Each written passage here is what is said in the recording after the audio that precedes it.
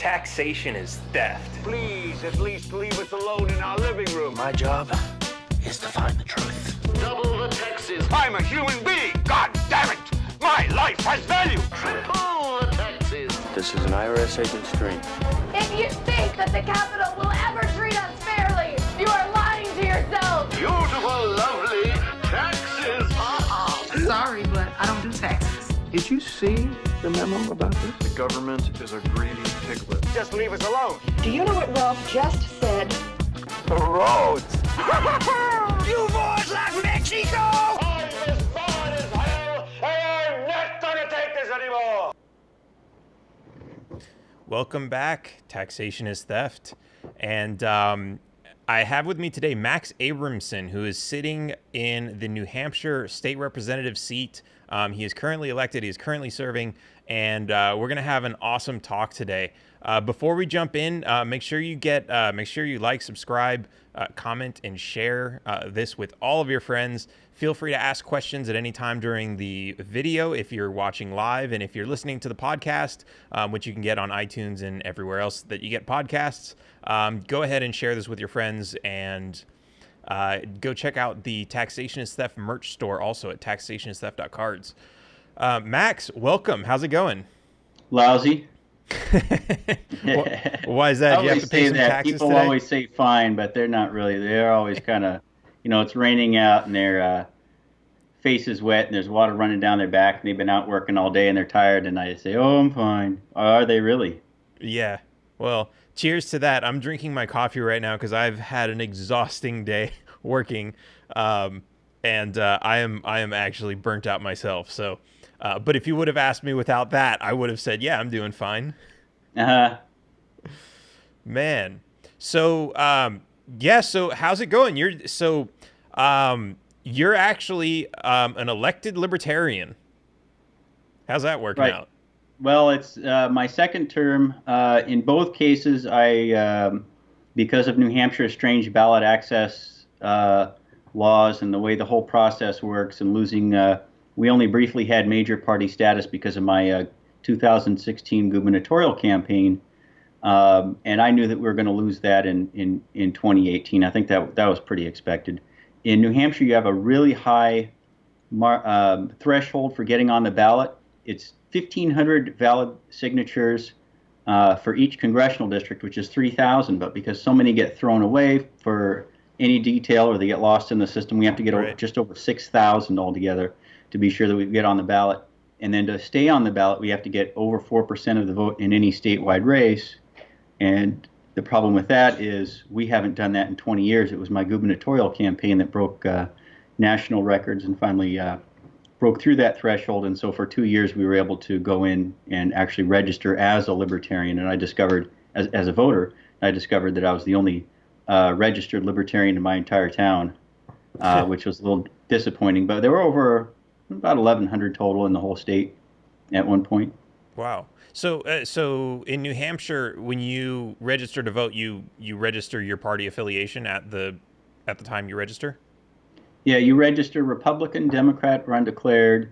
And if you try to go in and put your party affiliation as Green or Libertarian or something else, they'll just call you undeclared. And I don't think your registration even gets counted anymore with the Secretary of State's office. A little bit of a Debbie Downer. Interesting. But you're still registered. You're still able to vote at that point. I can still vote.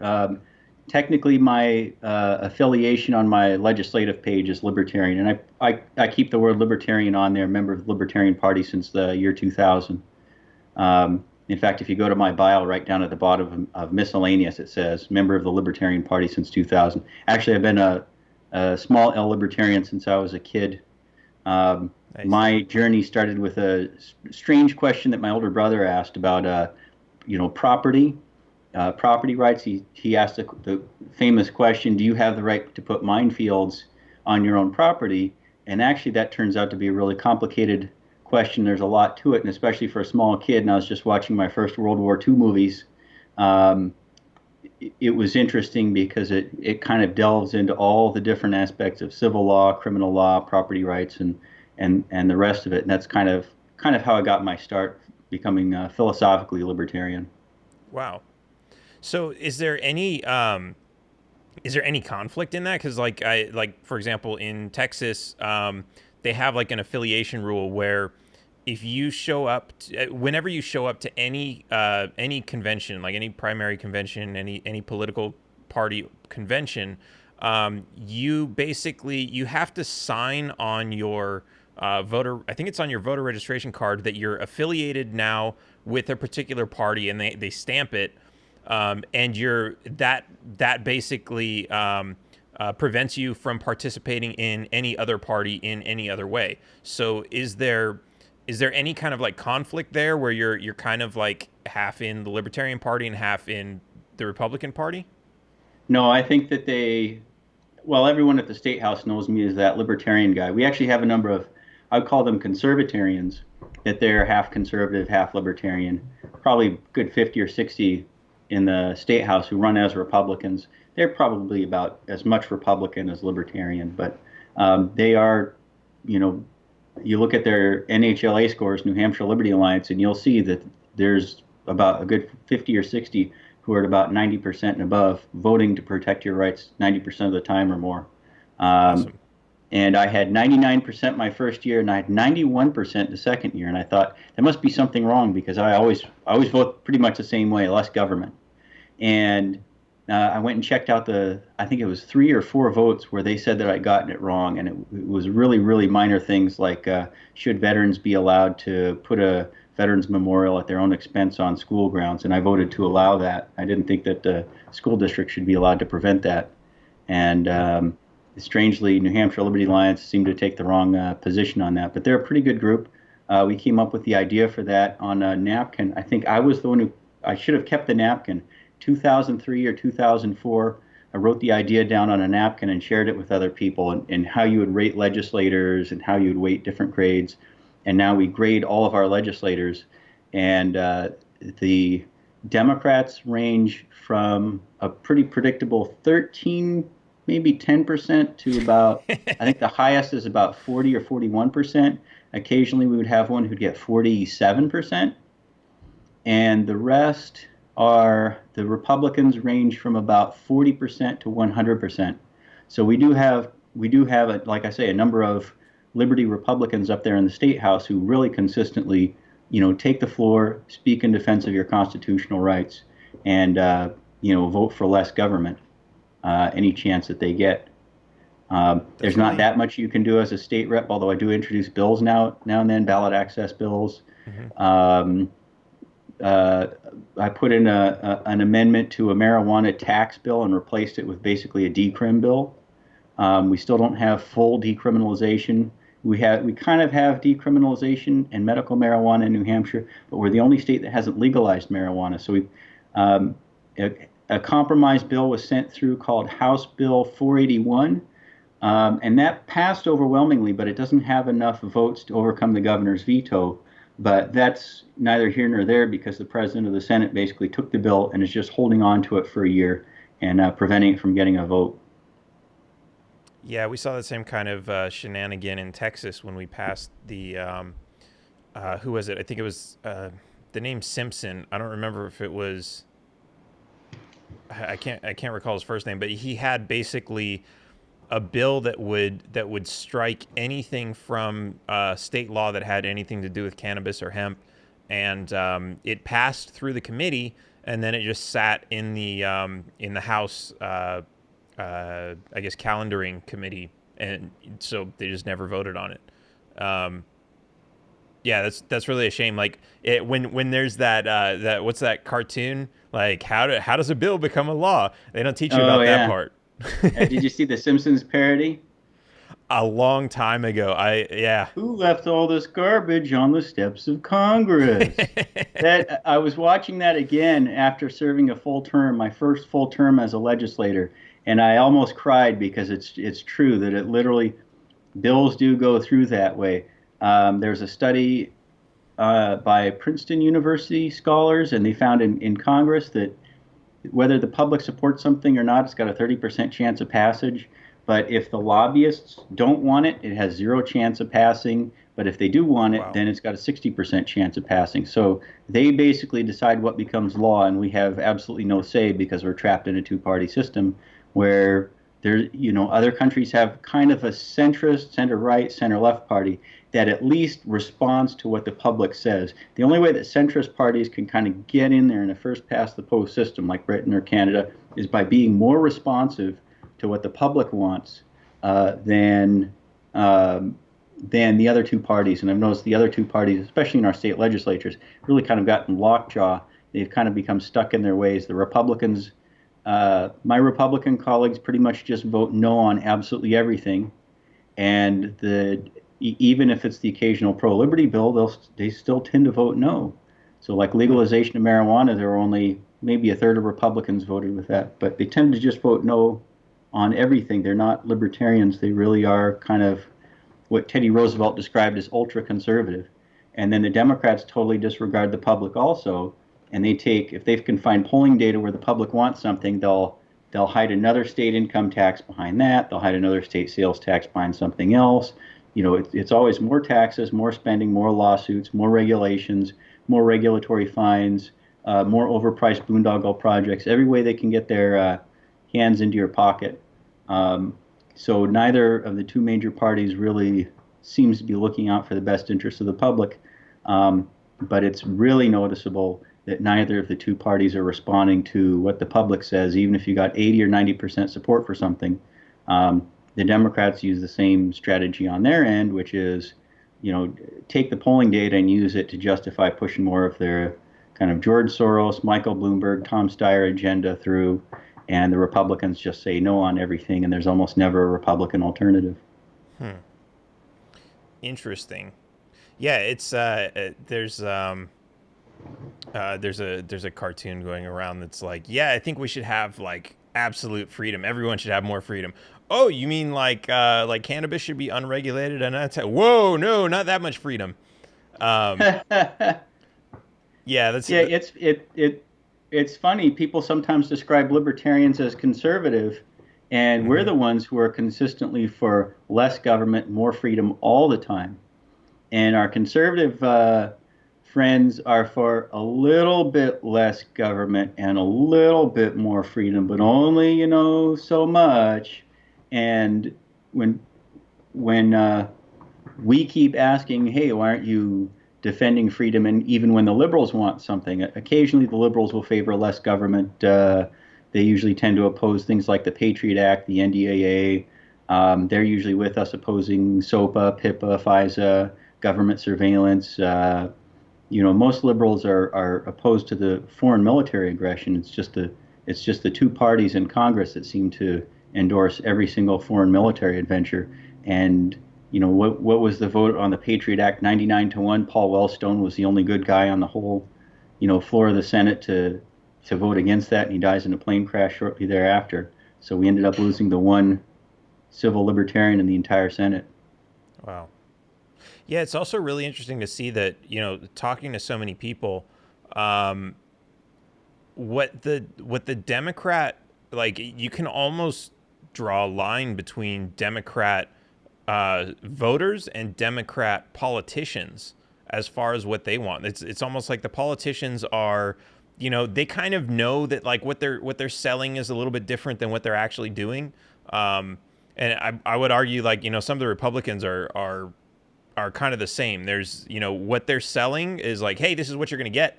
But what we're going to do is like, yeah, we're going to sneak some taxes in there. We're going to have, we're going to go to war. We're going to do all this. So I think that's really interesting to see because, talking to a lot of people, you talk to the voters a lot and they're like, they're generally good people. They're not interested in ripping people off or taking other people's freedoms away. Of course, there are, extremists in every group, but a lot of people are actually more centered than the politicians that represent them in their parties, I think.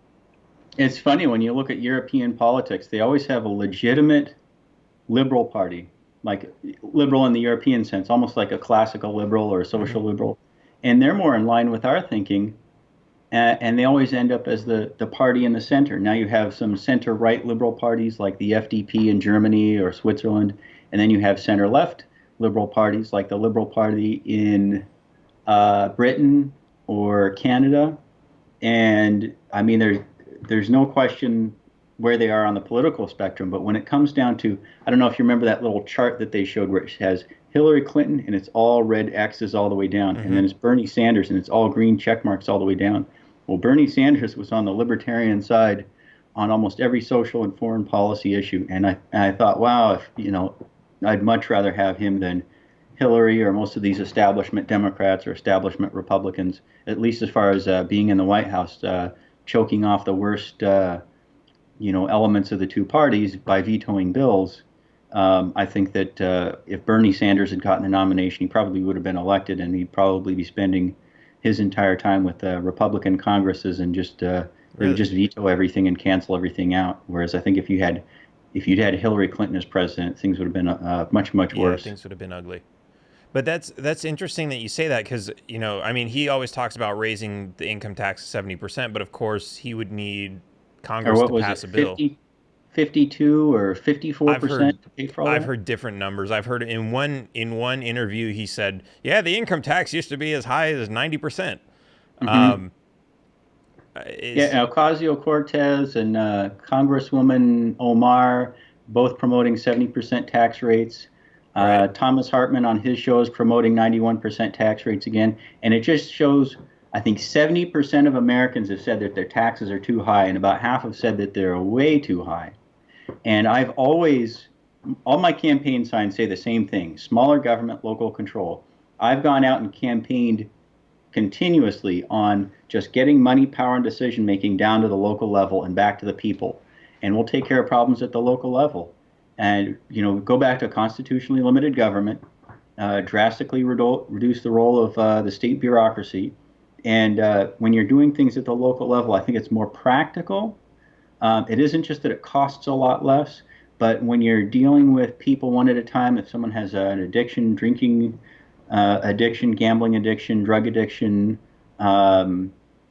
eating addiction, or if they have emotional problems or learning problems or lack of job skills, the person, their background, you kind of know what they're capable of doing, and you figure out how to address the problem first and then get them to work, kind of get them back on their feet. Whereas the federal bureaucracy does the same thing as the Soviet Union did. They just take hundreds of thousands of people, run them through the same, concrete buildings and institutions, whether it's prisons or public schools or almost any other governmental institution. They just run massive numbers of people through cold-hearted government bureaucracy, and out they go, and they a lot of them end up right back out in the street or causing problems for others because they don't get the real help that they need, because they're just kind of being pushed through a big, expensive, top-down, one-size-fits-all system. And everyone is different. Different people need different kinds of help.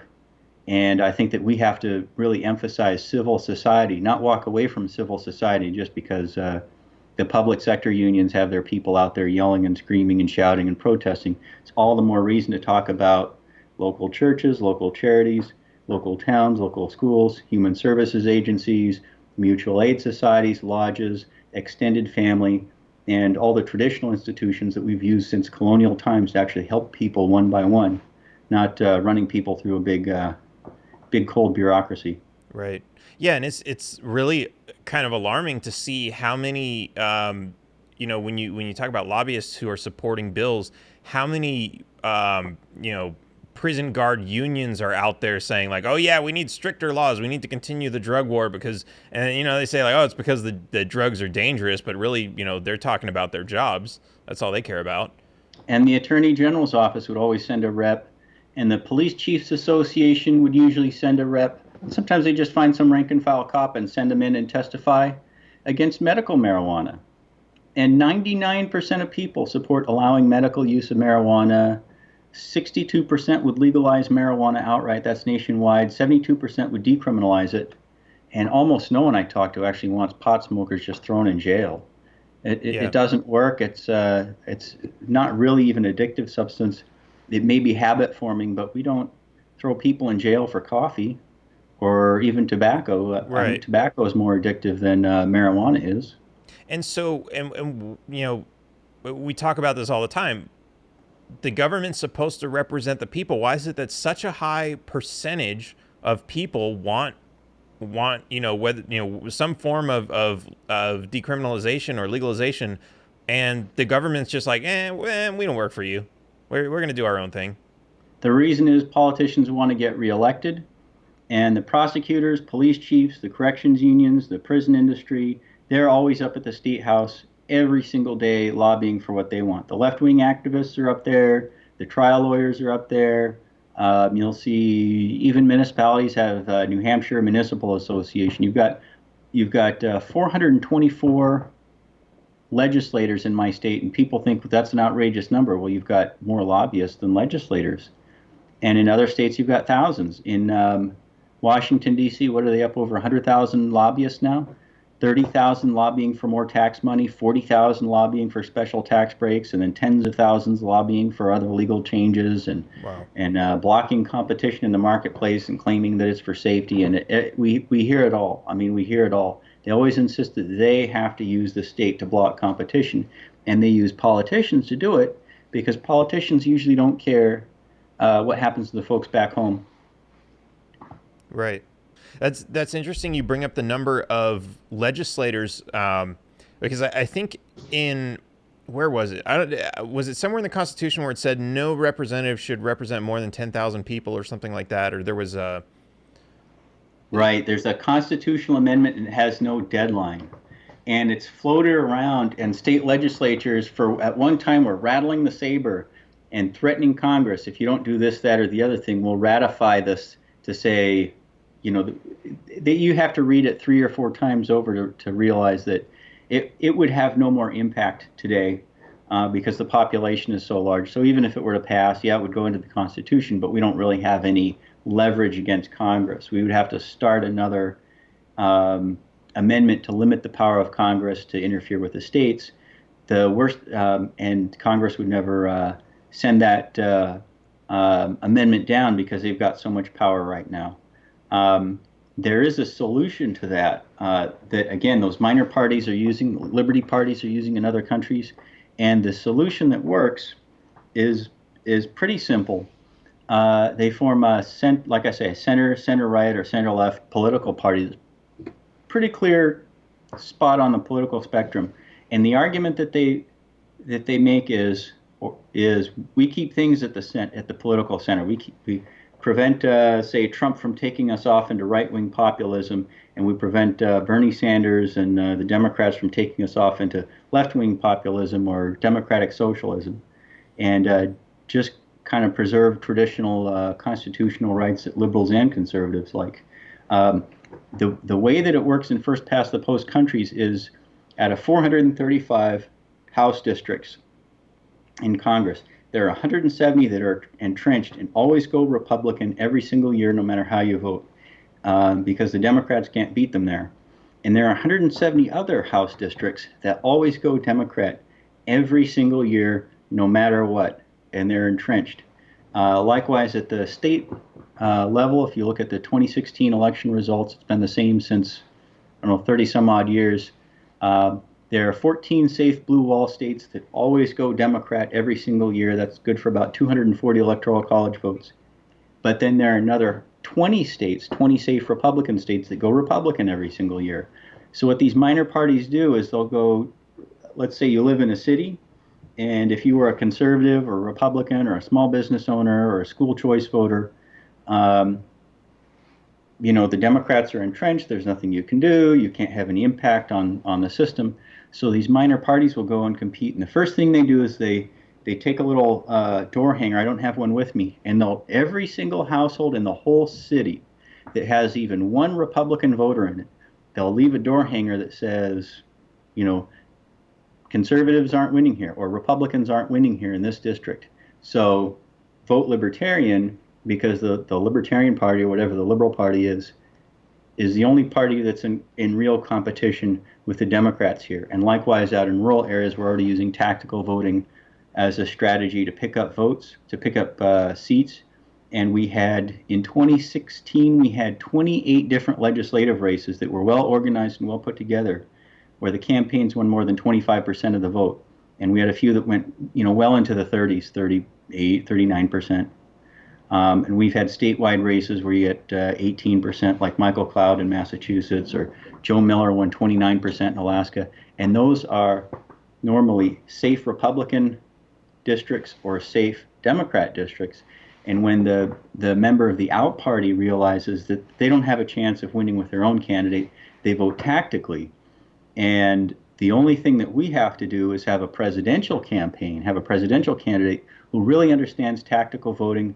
In Canada, they call it strategic voting. But if you wanted to keep out Harper as the conservative candidate, they organized an effort called strategic voting. If you go to strategicvoting.ca on the web, you'll see how they kind of arrange it. You plug in your district, and it says, here's the guy who has the best chance of beating the conservative in that particular riding.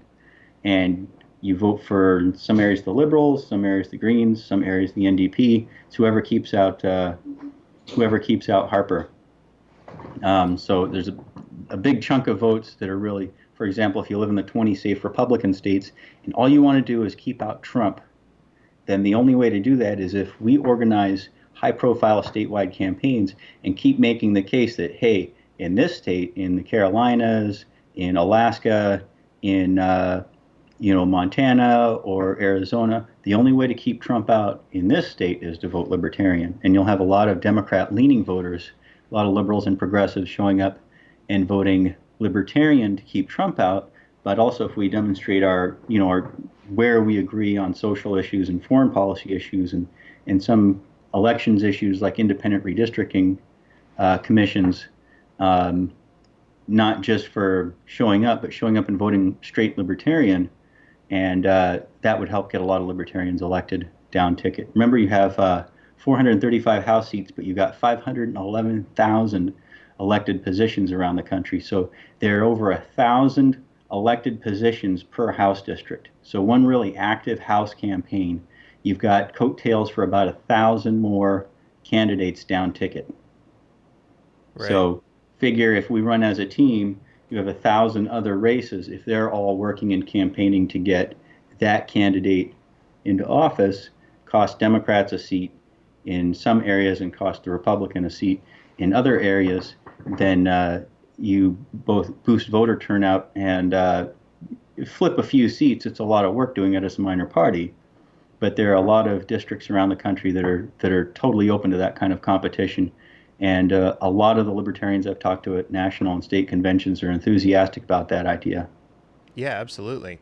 So I want to ask because, you mentioned a lot of these other countries where they do have kind of whether a central party or a classic liberal party.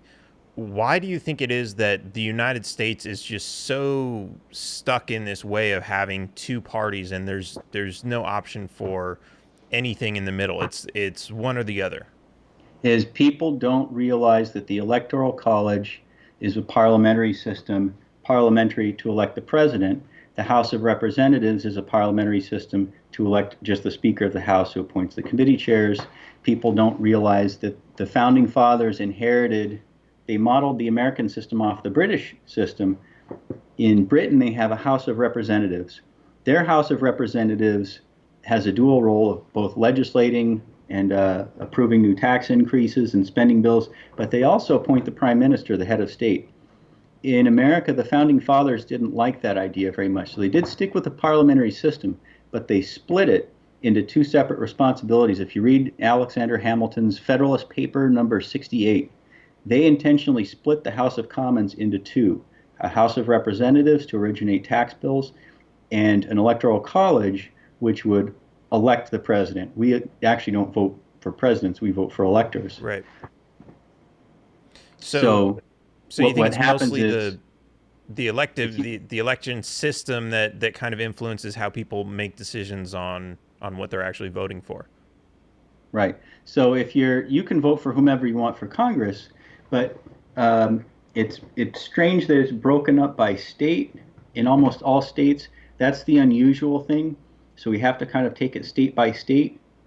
But if you live in New England, New York, Illinois, New Mexico, Colorado, any of the West Coast states, Hawaii, those 14 states always go Democrat, meaning that they never go Republican. It doesn't mean that they wouldn't go for a more center or even center-right third party. I think as Governor Johnson and Governor Weld picked up, the better messaging was fiscally conservative, but socially tolerant and socially inclusive. So we're cool with everybody. Religious minorities, ethnic minorities, gender minorities, economic minorities. We're concerned about protecting the rights of all individuals, regardless of their background. It's not just that we're more pro-immigration and that we generally support LGBT rights and privacy and civil liberties and Right.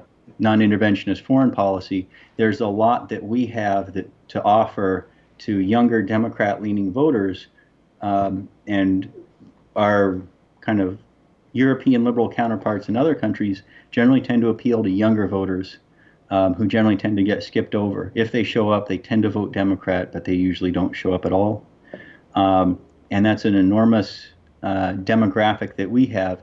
Now, if you're living in a city and, like I say, you're a taxpayer, or you're a school choice voter, or you're a small business owner, and you find that we're running a really active campaign to pick up legislative seats and House seats and whatnot in that area, then you know that you pretty much have to vote Libertarian. That's really the only way to keep the cost of government down. What we haven't been doing is carefully targeting those seats and those districts very precisely. You really have to start about a year before the election. That means that we have to kind of have our boots on the ground and ready to go and be organized by the end of this year, 2019, November, December, to start going around putting up the door hangers and putting together a national version of libertyballot.com. I don't know if you've ever looked at libertyballot.com, but it's kind of a New Hampshire tool we use for our September primary, and we use it again for the general elections and special elections. Yeah, I'll check that out. I mean, so I wanted to say that, excuse me. I agree with what you're saying about how, we have a lot to offer, both sides, Democrats and Republicans. But, from what I've seen from, Gary Johnson's message of being fiscally conservative and socially liberal, is that message doesn't really work that well, because what you're doing is as soon as you say the word liberal, you lose all the conservatives, and as soon as you say the word conservative, you lose all the liberals. So instead of being accepted by both, and I'm sure it does work for some, but it seems like it's more you're by saying that you become you become offensive to both instead of accepted. Well, I think that pretty much every single voter, when you look at independent voters, there's a lot of polling on that, and they're actually more fiscally conservative than Republicans or Democrats. And they're more socially libertarian than Republicans or Right. Democrats. So Yeah, I get that when you make a case that way, and then you go to you live in a city where only 15 or 20% of the voters are Republican. Once you go to all those Republican voters and say, well, there are all these younger independent voters who aren't too happy with Trump's right-wing populism, and you have a lot of immigrants and a lot of businesses that depend on immigration, and you have a lot of businesses that depend on activity that some Republican, socially conservative, prohibitionist Republicans would shut down. And so you explain it in those terms. Well, we go to African American and Latino voters, and we're talking about, my bill to end racial profiling, to end overcharging of people of color. Latinos get about 10% more prison time on the first conviction. African Americans get about 15% more prison time on a first conviction. American Indians tend to be can be targeted in some jurisdictions. Those are issues that a smaller number of people care about, but it's their most important issue. Dash cams, body cams for police officers, elected police commissions, putting away prosecutors who are knowingly targeting innocent people. There are lots and lots of issues that Republicans generally don't want to touch, that we really champion: wrongful convictions, evidence preservation, peaceful foreign policy. And when they have done polling where they look at independent voters and what are the issues that they care about. And those types of issues for small numbers of them, climate change is good for 3%. Ending the death penalty, I spoke on the floor in favor of ending the death penalty. About 2% of voters, ending the death penalty is the one issue that they care about. For peaceful foreign policies, about 3% of voters, that's all that they care about. That's all they vote on. Civil liberties is about 2 or 3%, and so on. Legalizing marijuana, 3 to 5%, depending on where you are. And in the cities, the Republican brand names become kind of toxic. Right.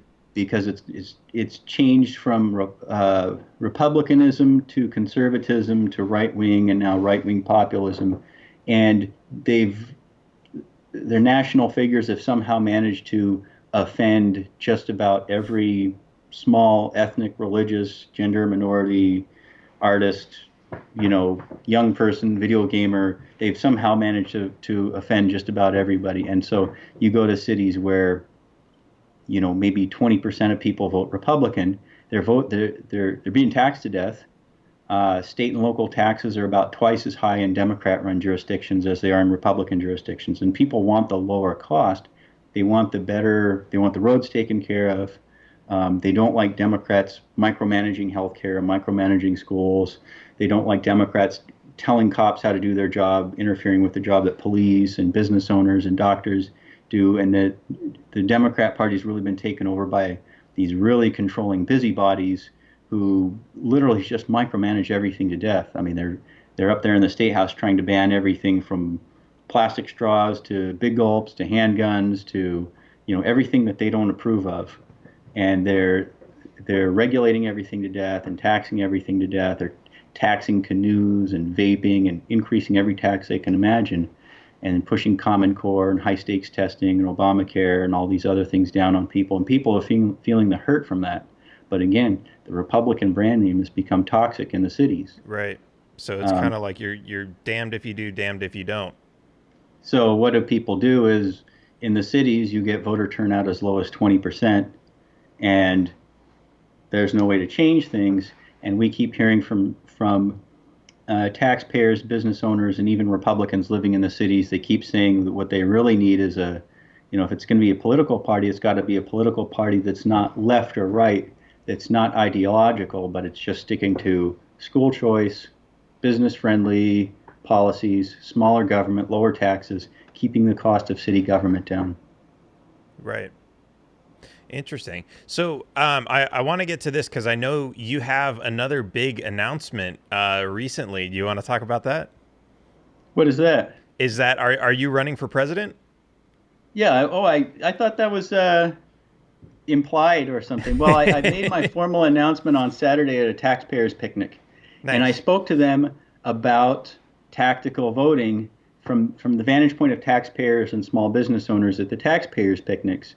You have all these college towns and socially liberal areas and younger areas and cities, and you have cultures that don't jive well with the Republican Party's sometimes hyper-religious messaging and lack of concern for certain issues that younger people tend to care about.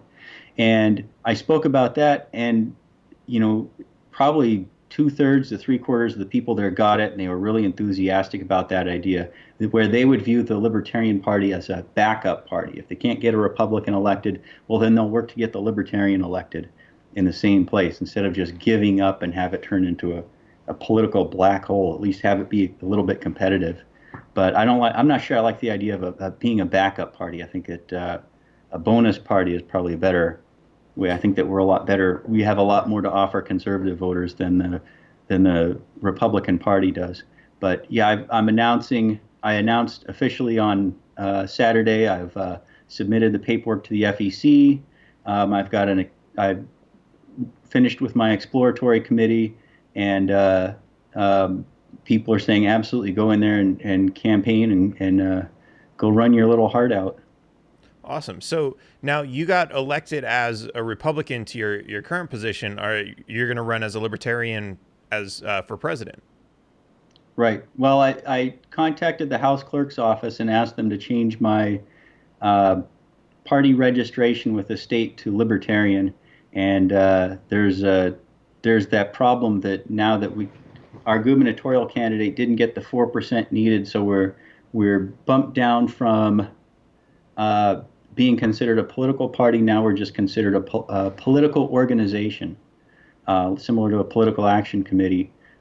So the best I could do for now was just register on my website and just put it in the miscellaneous that I'm a member of the Libertarian Party. But I was able to get the Wikipedia page updated to say we now have one Libertarian legislator in the country now. Awesome. Yeah. Okay. So that makes sense why that's a big deal now, because before last week that would have said Republican, right? Right. I'm going to try and get the people who manage the web page to make it clear that this is a Libertarian legislator. Obviously, no other minor parties are able to do that. We have strange ballot access laws, and we have strange rules on. There's no such thing as a minor party. You're either a party or you're not in New Hampshire, and that's been a problem. But at least as a legislator, I can put in a bill this September to try to change that so that there's the notion of a minor party by nominating convention.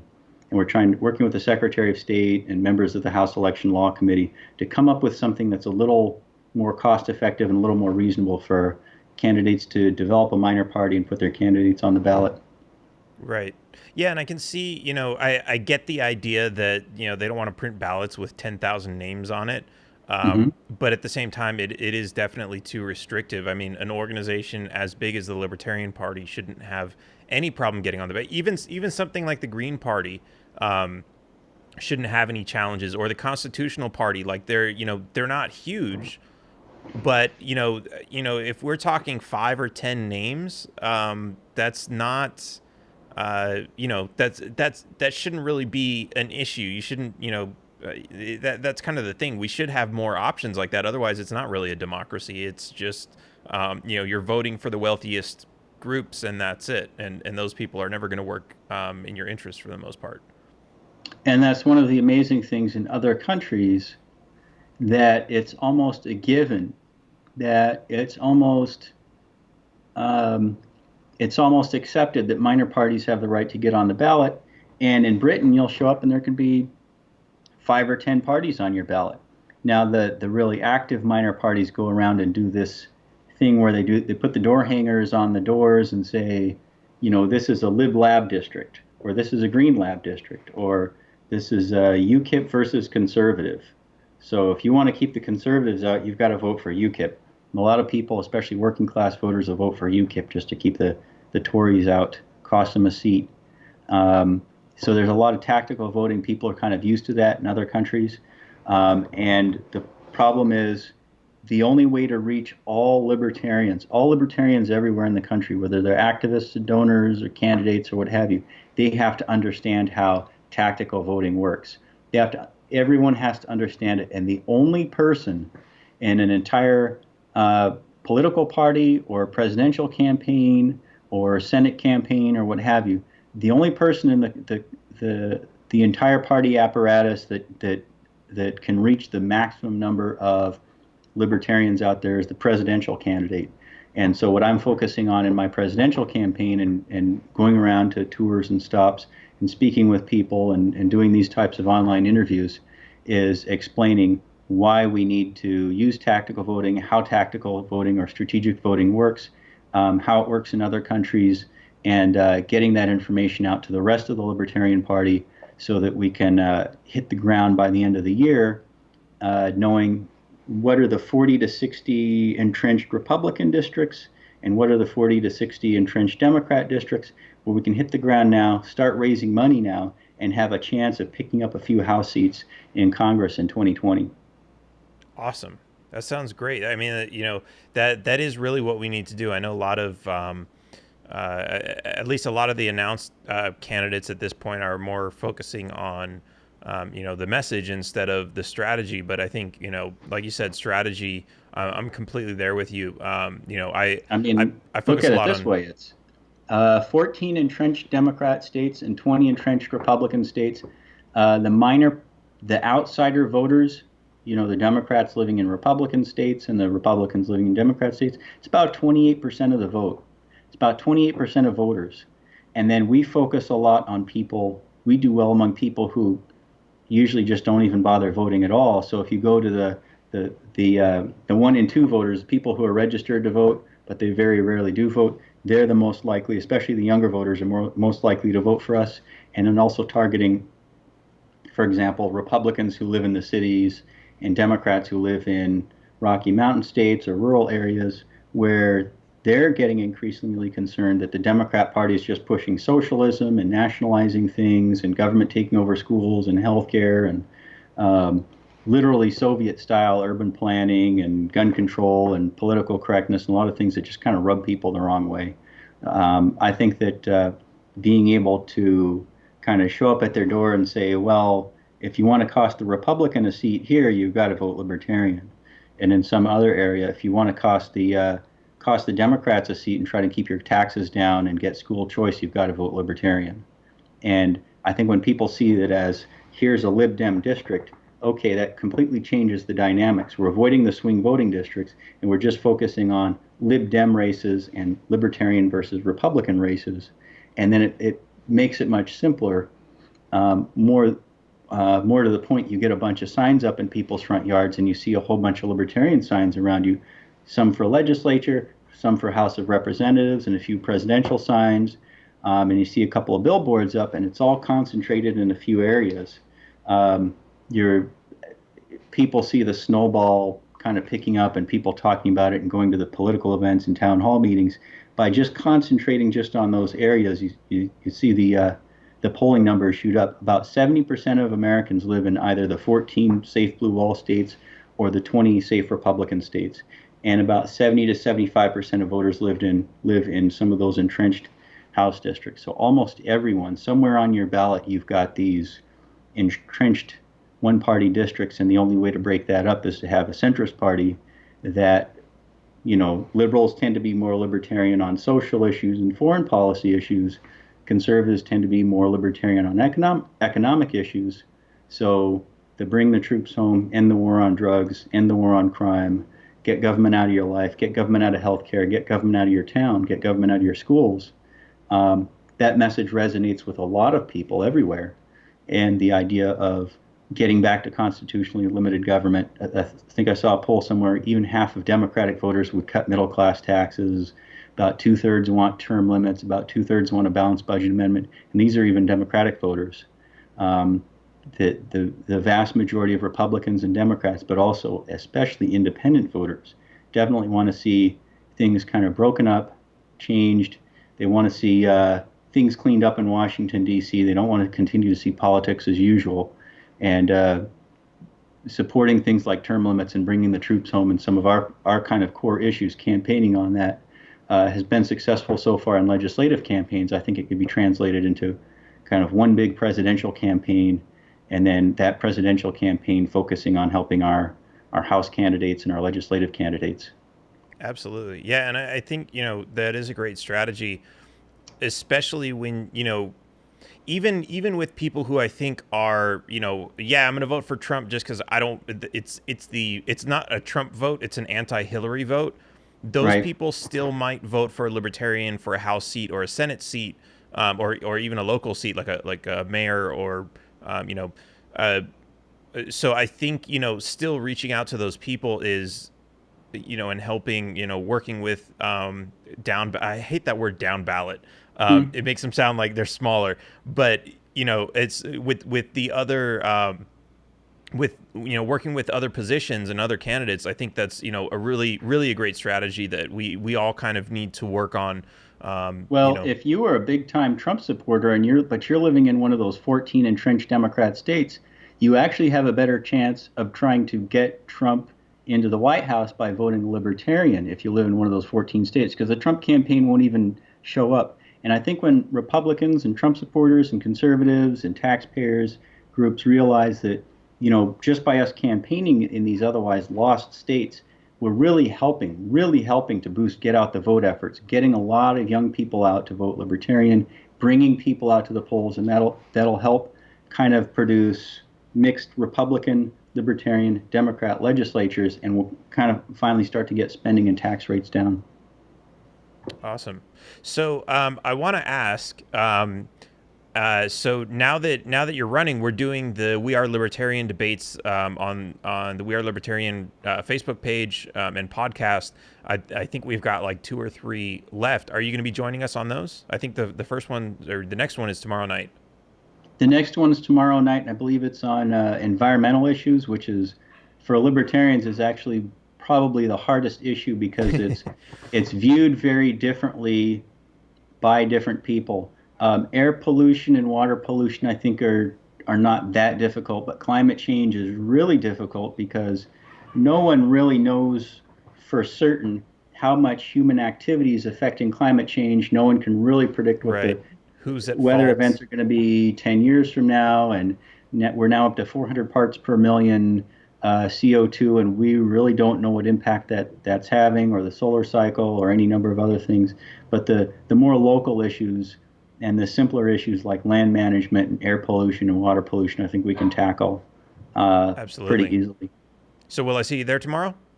Absolutely. Awesome. That's also a webcam event, isn't it? Yes. And we also have there's a Massachusetts convention. A lot of the candidates are going to be there this weekend. I know that's kind of not too far from you. Are you planning on showing up for that? Yeah, that's a 45-minute drive. So those are the 2 easy ones. The next ones are going to be, the South Carolina debate in September is going to be a tough one, just even to get accepted to that. Those of us who are late announcers don't really have as much time to raise money and get all the volunteers together. But I think that if enough people see that there's enthusiasm at a minimum, unless Justin Amash announces, which I guess it seems a lot less likely that he's going to. It sounds like he's just going to run for re-election as an independent.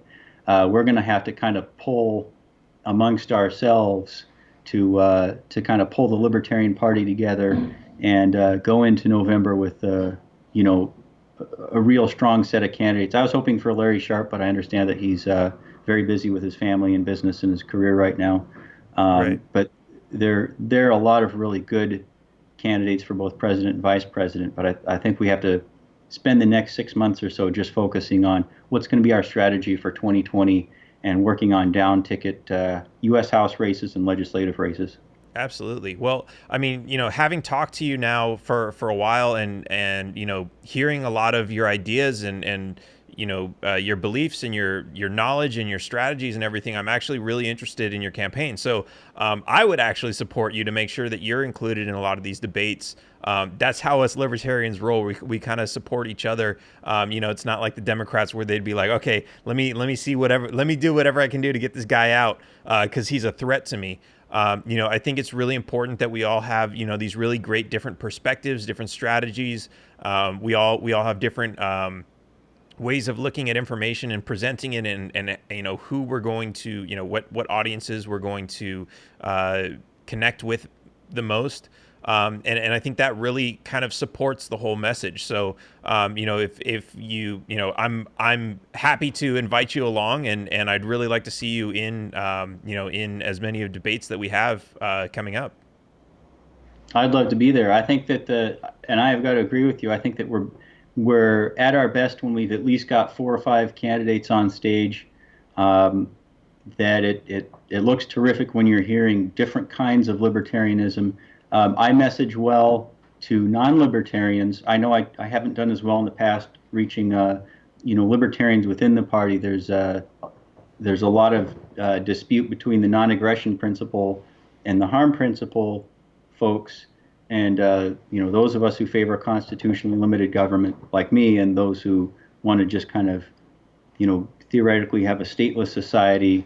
And I think when people hear libertarianism from different angles, left libertarian, right libertarian, and all the different colors in the rainbow, that people get a different image of it and get a better idea that it's just getting money, power, and decision making back down to the local level and back to the people.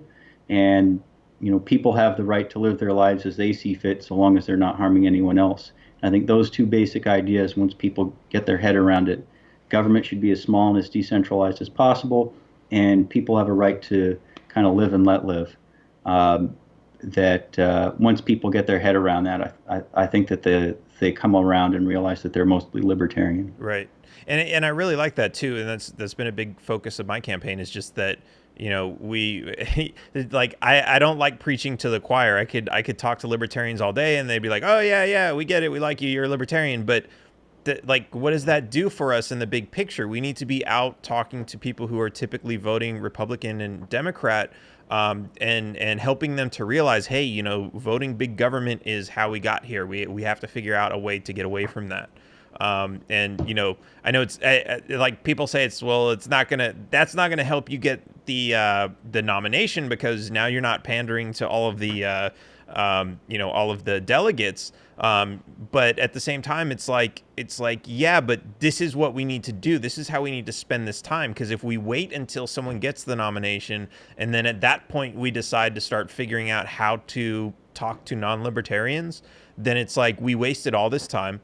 And we're starting from ground zero, and it's not effective. You're going to get the libertarian vote, and that's about it. And maybe a little bit more, but that doesn't help. It's not the best strategy. Well, remember that Trump and Clinton's campaign raised and spent close to $4 billion, nearly all of it on those 16 battleground states, and that's based on them, 98% chance of winning. Ron Paul, when he ran for the Republican nomination, only had, when he started, about a 1 or maybe 2% chance of winning. Of course, he didn't win, unfortunately, came in third and second or third in most states. He did come in first in a few states. Then Fox News, of course, didn't report that. The mainstream media didn't report Ron Paul. If he came in third, they reported the top two. If he came in second, they reported whoever the winner was. And if he came in first, they ignored the primary or straw poll outright.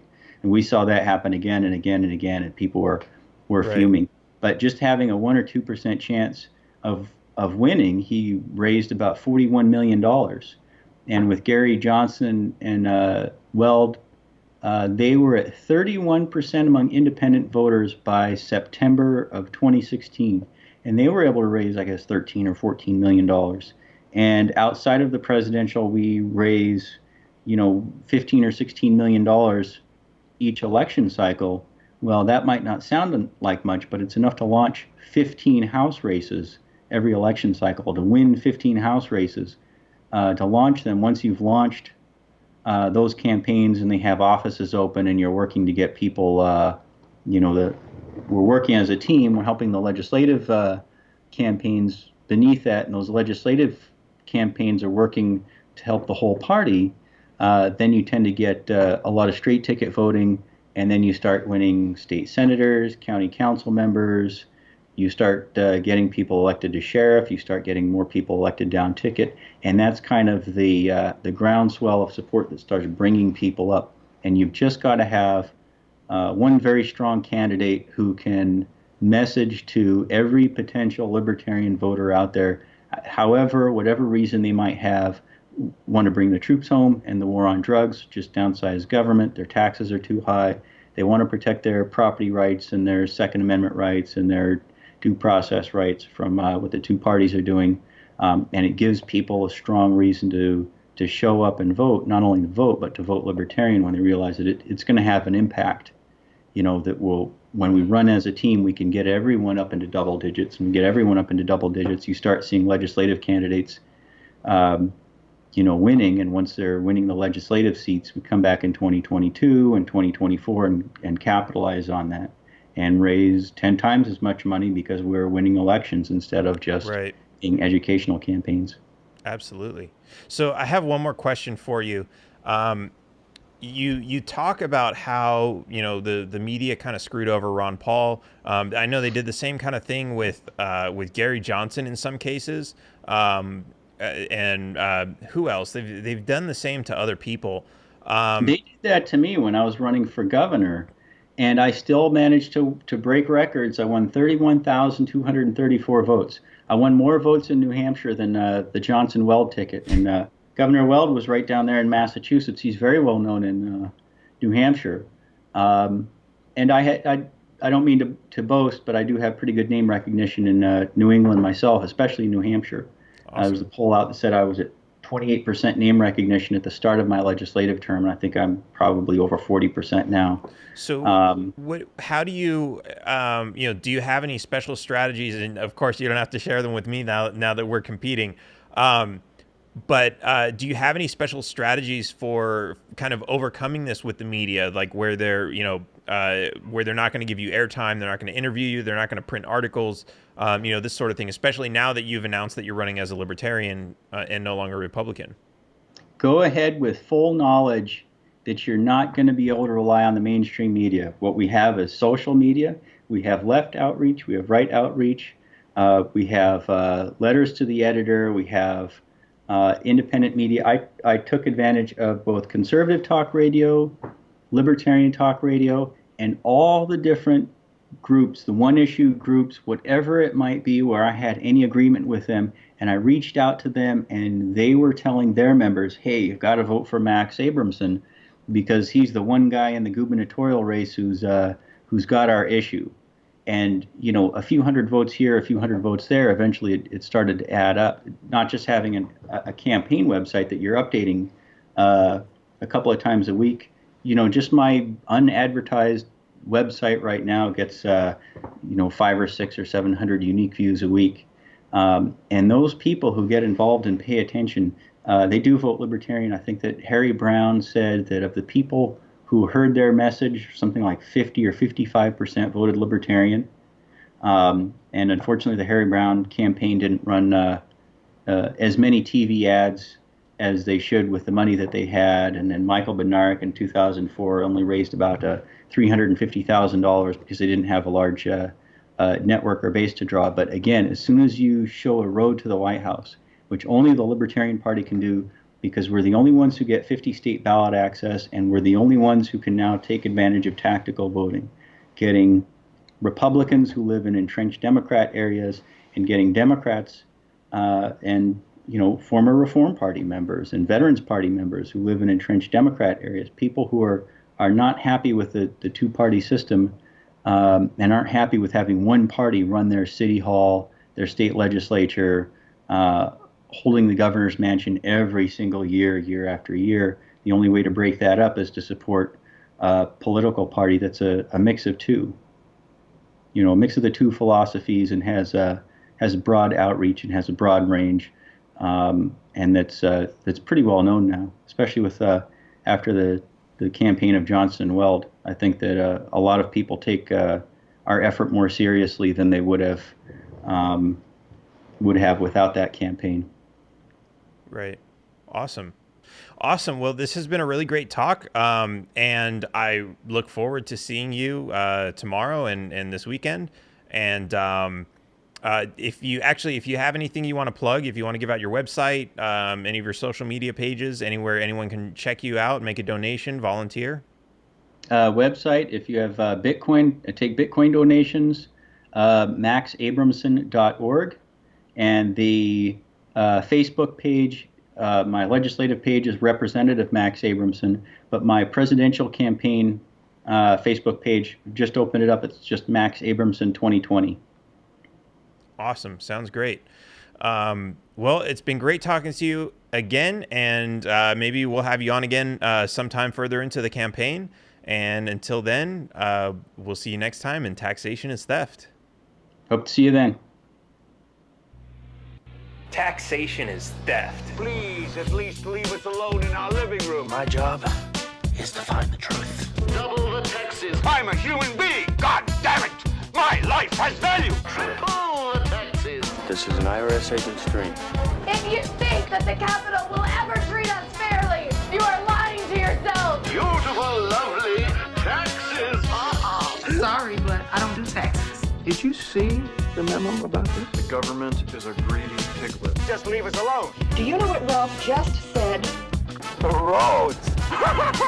You boys like Mexico? I'm as far as hell, and I'm not gonna take this anymore.